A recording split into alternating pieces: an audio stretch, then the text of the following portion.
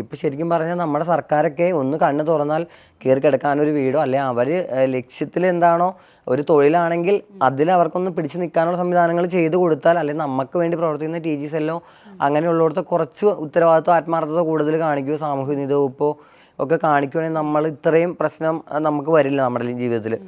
വണ്ടി വന്നേ പിന്നെ പഴയതിലും കുറച്ചും കൂടി ഹാപ്പിയാണ് ഞാൻ.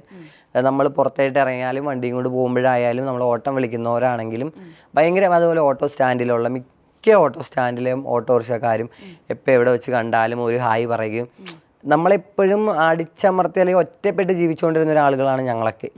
അപ്പോൾ പൊതുസമൂഹത്തിൽ കൂടുതൽ ആളുകൾ നമ്മളോട് അടുക്കുമ്പോൾ നമുക്കിപ്പോൾ ഞാൻ പറഞ്ഞില്ലേ മെൻ്റലി ഡിപ്രഷൻ കൂടുതലുള്ള ആളുകളാണ്.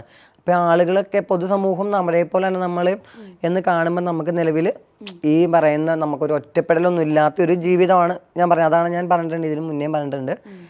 ഈ ഒരു മേഖല ഞാൻ തിരഞ്ഞെടുക്കാൻ തന്നെ കാരണം സാധാരണക്കാരായിട്ടും എല്ലാവരുമായിട്ട് ചില ആളുകൾക്ക് ഭയങ്കര സന്തോഷമൊക്കെ വണ്ടി കയറുമ്പോൾ ഭയങ്കര മോൾ എവിടെയോ ഓടിക്കുന്നേ അല്ലെങ്കിൽ എവിടെയോ ഞാൻ കാണാം. ചില അമ്മച്ചിമാരൊക്കെ വണ്ടി ഭയങ്കരമായിട്ട് വർത്താനം പറയും. അപ്പോൾ ഒരു പരിചയമില്ലാത്ത ആൾക്കാരൊക്കെ ഭയങ്കര എവിടെയോ പരിചയം. കൂടുതലും എൻ്റെ ഇൻ്റർവ്യൂ